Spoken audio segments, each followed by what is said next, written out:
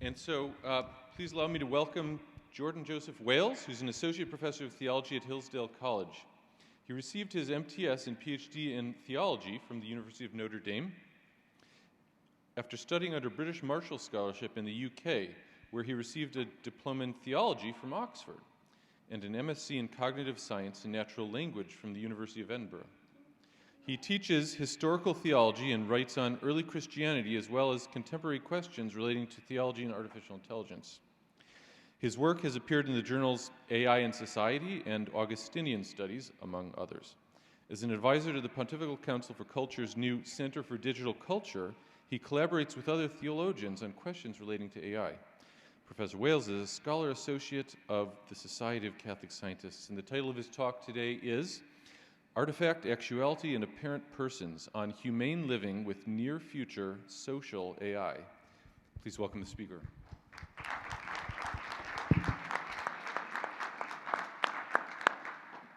Thank you very much. As I think it was Simon Morris earlier said, that being a humanities scholar, I'm simply going to read my talk.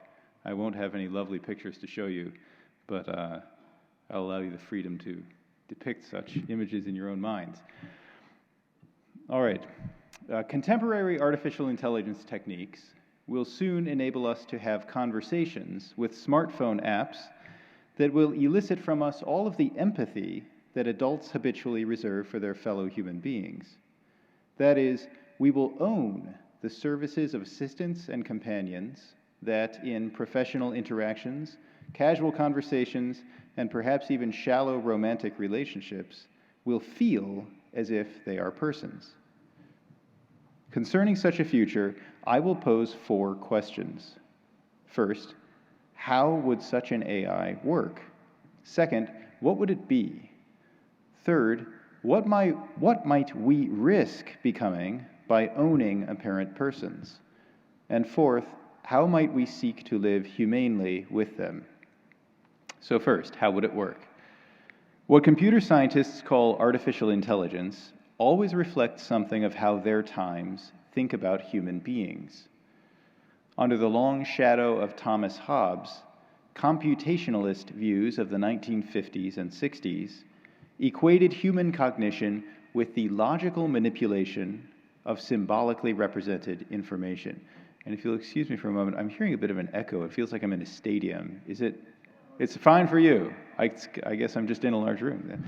Okay, so they equated human cognition with the logical manipulation of symbolically represented information. Accomplishing this task of manipulation, a properly programmed computer would be considered to be thinking. In the resultant enthusiasm for so-called symbolic AI, to diagram a sentence and construct a plausible response could be deemed equivalent to having understood that sentence. More recently, however, immense advances in computing power have brought prominence to so-called non-symbolic or statistical AI. Statistical AI often takes the form of so-called artificial neural networks, computer programs that mathematically simulate an interconnected set of simplified brain neurons. Their contemporary vogue also indicates how our times think of the mind. An artificial neural network receives a pattern of numerical values at its input nodes, which are connected with various strengths to layer upon layer of further nodes. At each node, when the sum of incoming connections exceeds a preset threshold, that node will fire, and its own signal will be transmitted variously to nodes on a further layer, and so on. If you put in a pattern at the beginning, it is transformed, as its elements are recombined and reprocessed until something else comes out on the final layer of the network.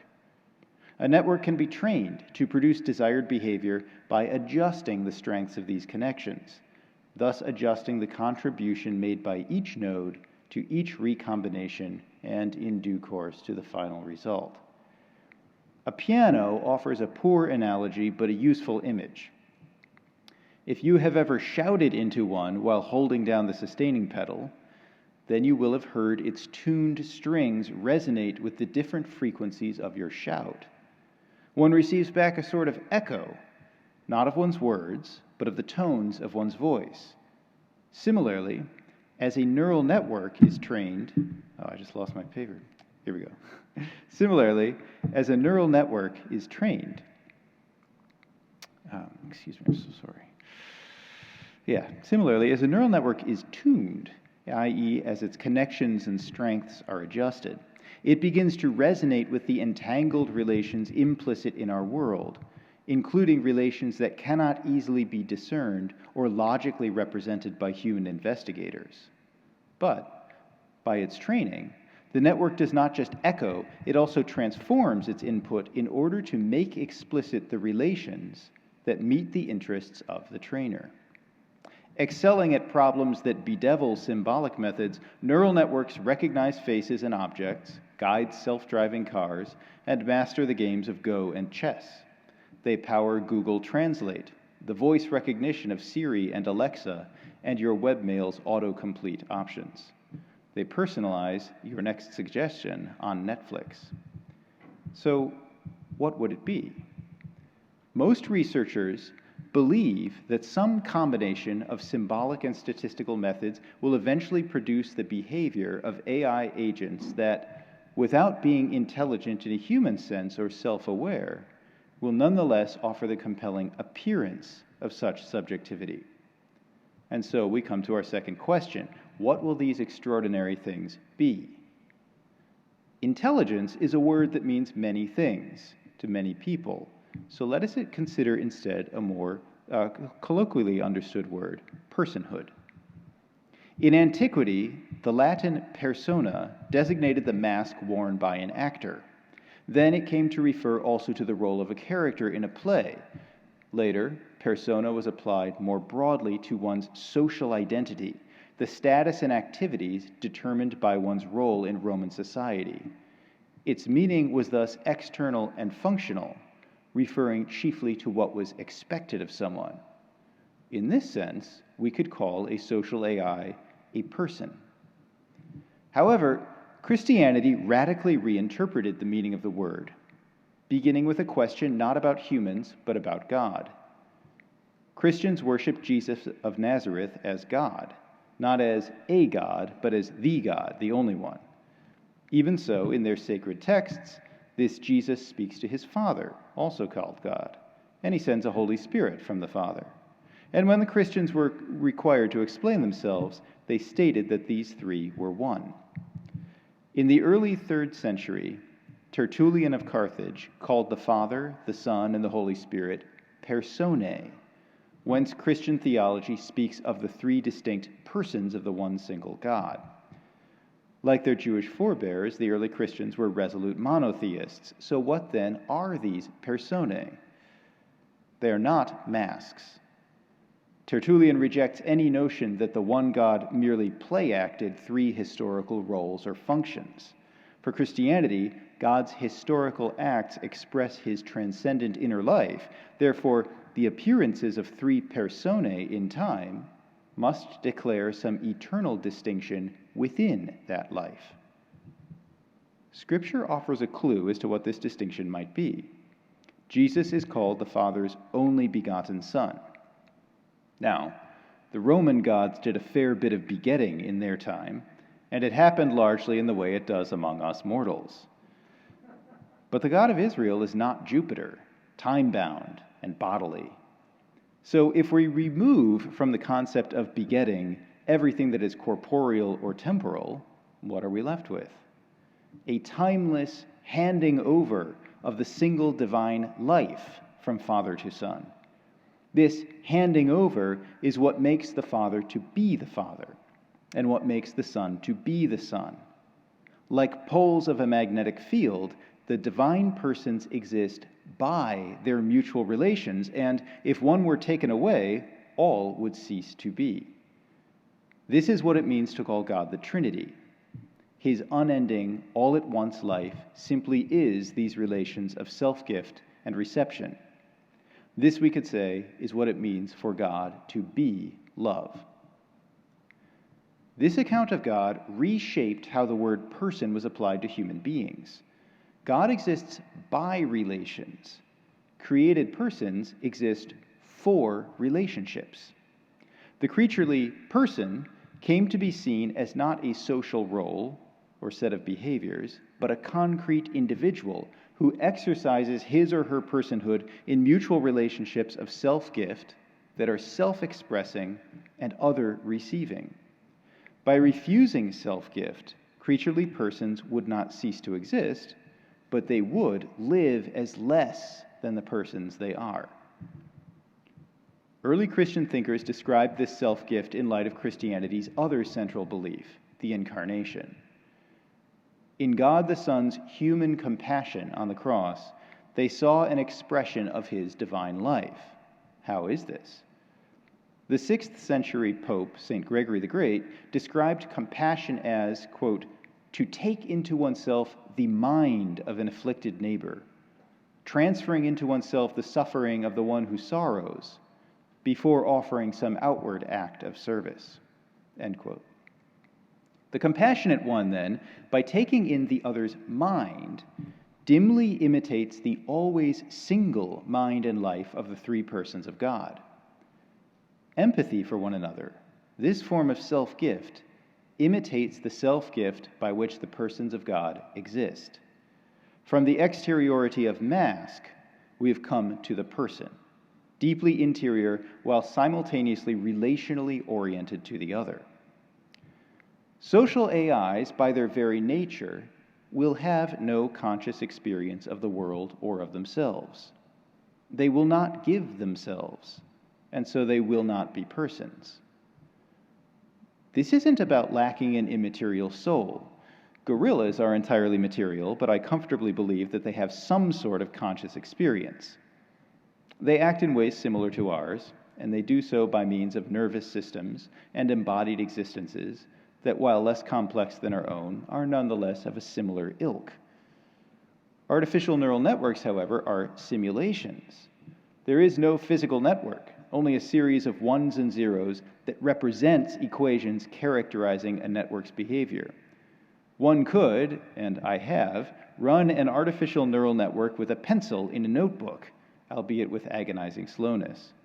But even simulating an entire brain, at present an impossibility, especially in your notebook, these calculations would not be conscious any more than a student's physics homework has gravity or a flight simulator flies. Therefore, such AIs cannot be persons because, not by underdevelopment or disability, but by definition, they lack subjectivity and so do not engage in true self-gift. To call them persons would not expand our categories.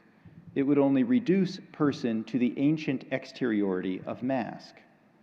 For by the role it plays, the apparently personal AI is a mask, not a reproduction but a reflection, a behavioral image of our own relational personhood.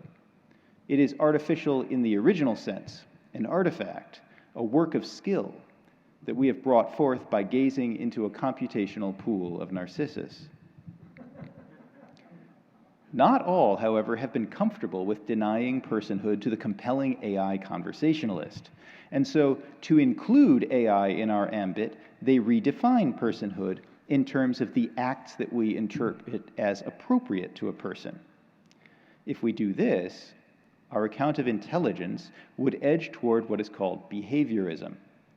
The famous Turing test professed agnosticism about the realities underlying an AI's behavior, but behaviorists are not so coy. Without reference to any underpinnings, let alone any inner life, they define intelligence as a tendency to exhibit certain observable behaviors under certain conditions. Thus, Peter Norvig, a director of research at Google, defines the rational agent as one that, quote, acts so as to achieve the best outcome, or, where there is uncertainty, the best expected outcome, end quote.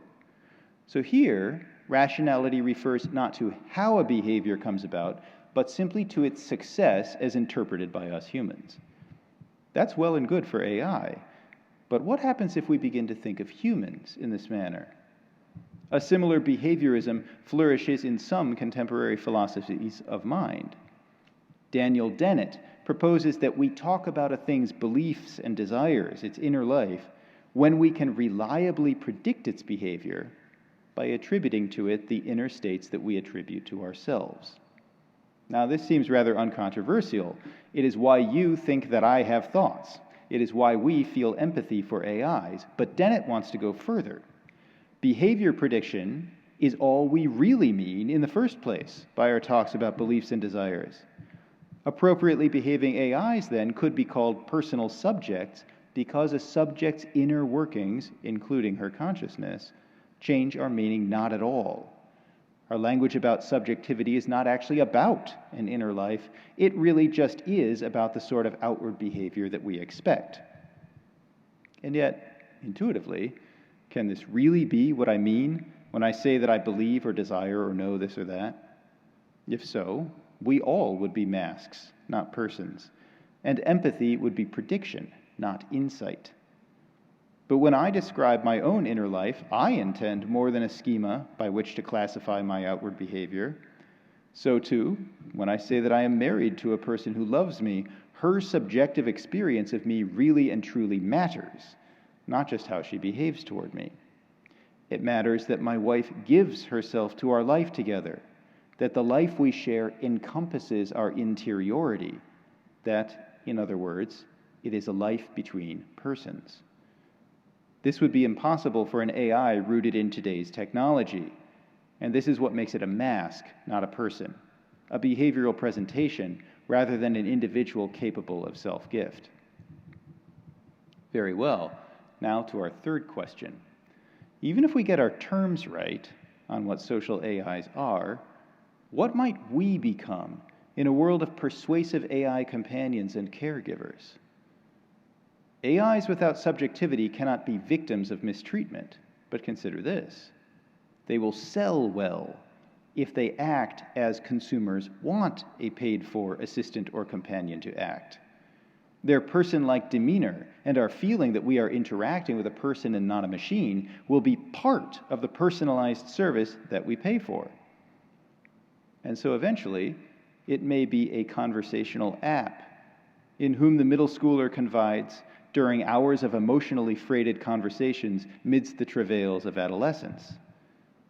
And yet, the student will never need to wonder whether she, the app, has troubles of her own.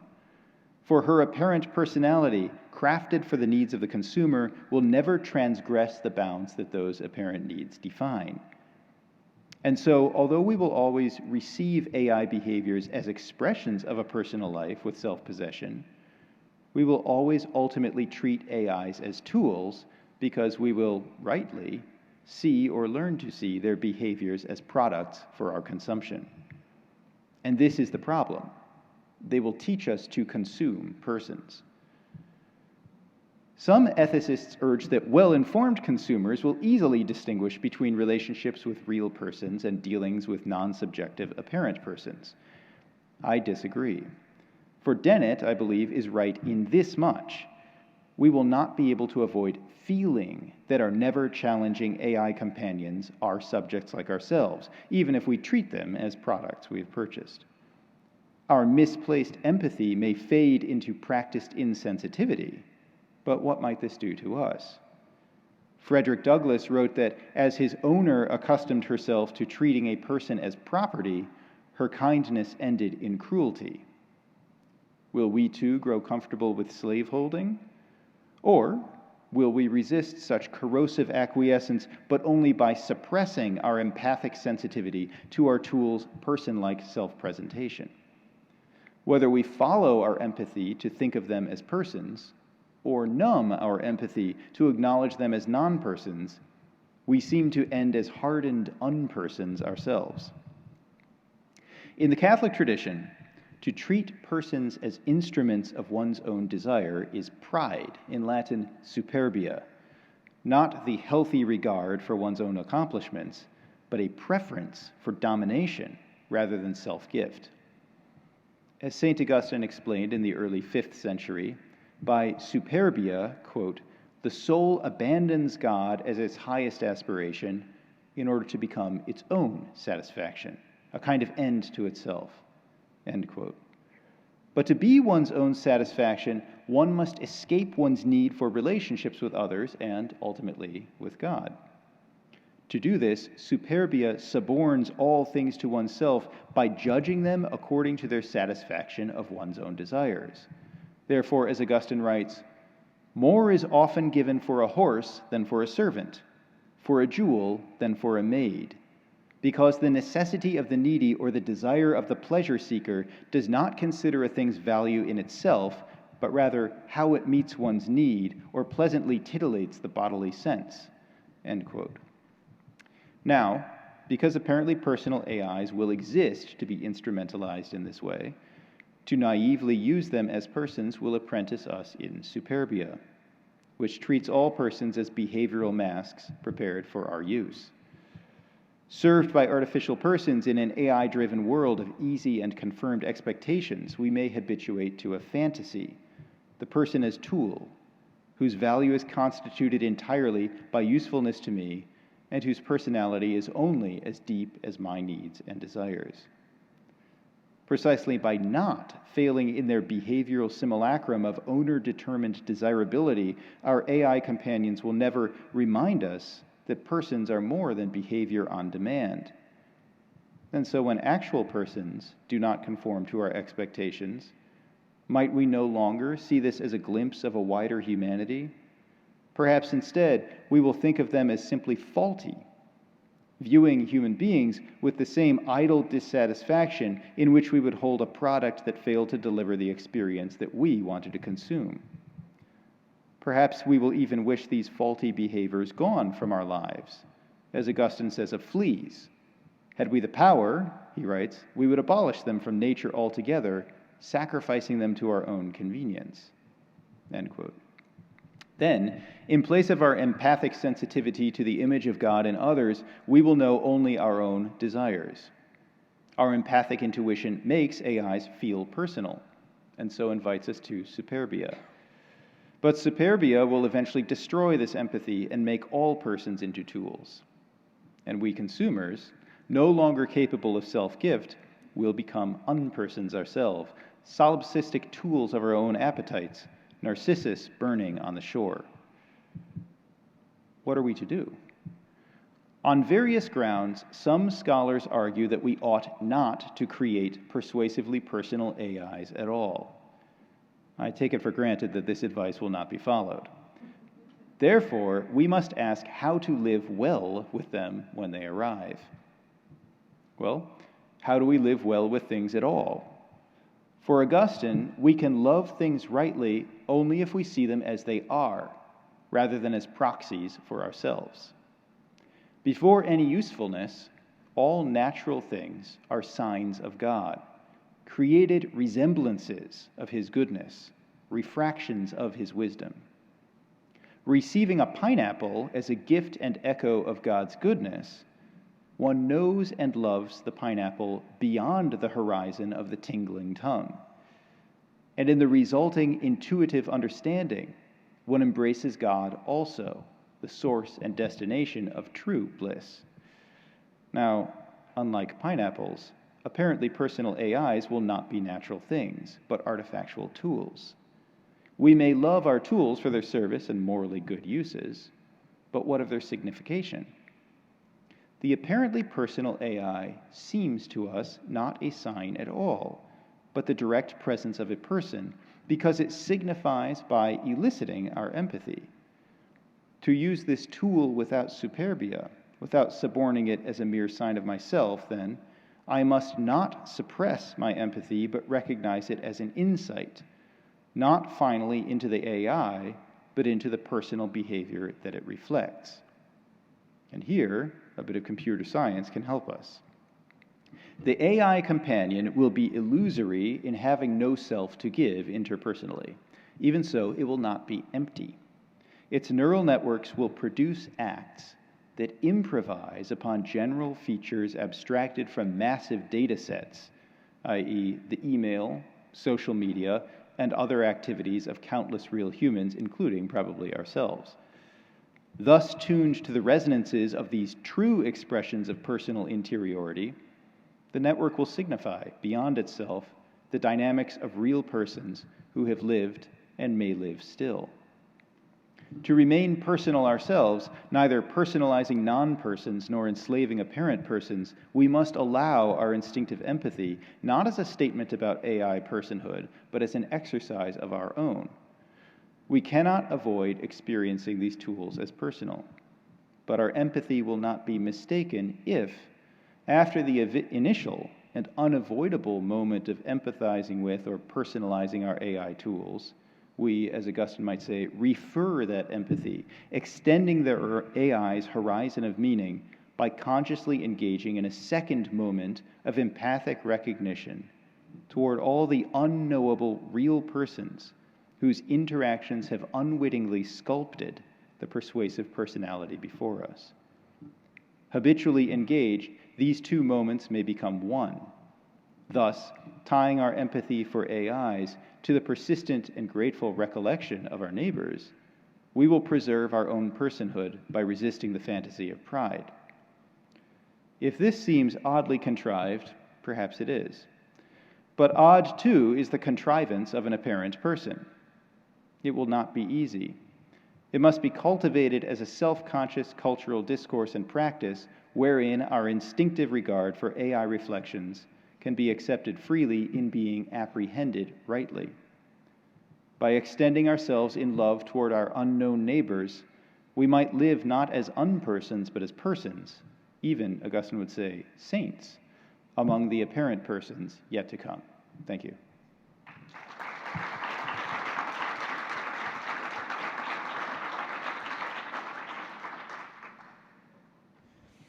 Thanks for that fascinating talk. At this point, I'm going to ask for any questions.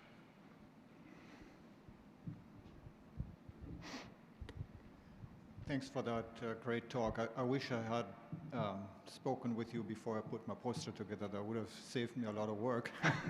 But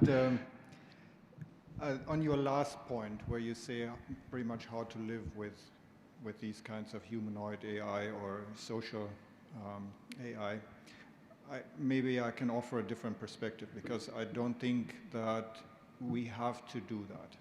There are some things that we don't want in our lives, right? I mean, no one can force me to live with pornography, for example, so I can exclude that. And maybe we should consider insisting that we are interacted with person to person and not machine to person, because that is, I think, what you're trying to get out there is perhaps too much for us to actually conquer. Thank you very much. In large respect, I agree with you, and perhaps it's because I read a lot of Isaac Asimov when I was little, but I imagine that eventually it will become impossible to avoid interaction with AI-driven apparent persons. Perhaps not in our lifetime, but in our children's lifetime. Think about this. Public school teachers are one of the most underpaid and rapidly burning out positions that one could choose.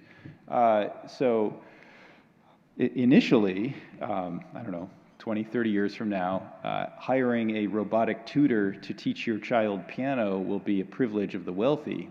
But eventually, I imagine that teaching in inner cities will be accomplished perhaps by robots that have been specially tuned according to the latest educational philosophies.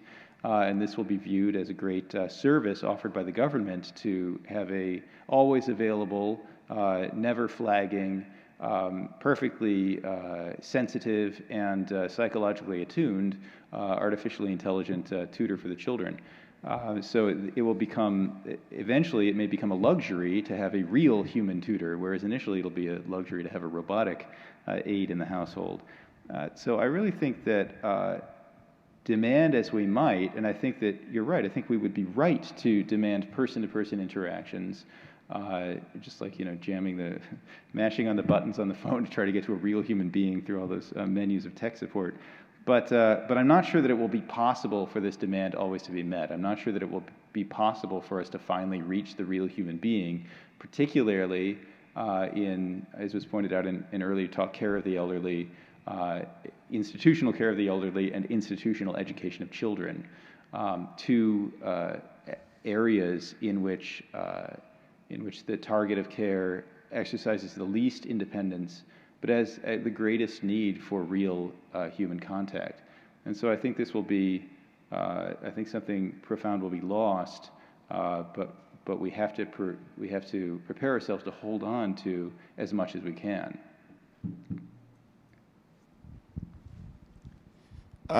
So I have a probably hard question, I hope, but we'll see. I agree with your statement about the AI not having that interior and self-conscious life, but I'm curious, but at the same time I sort of vaguely question it, even though I agree with it. Can you maybe provide a little more why you believe, just because you could do it on the paper, that, you know, the sufficiently advanced computer does not end up with any sort of consciousness? Mm-hmm. That's an excellent question. Thank you. And this, yeah, I know that's an entirely new talk, and it's a very long footnote in my current talk. But you know, books have been written about this. So very briefly, just to speak kind of, I don't know, concretely. So you can run an artificial neural network in a notebook, because what matters in the artificial neural network is the equations. That's where the simulation is happening.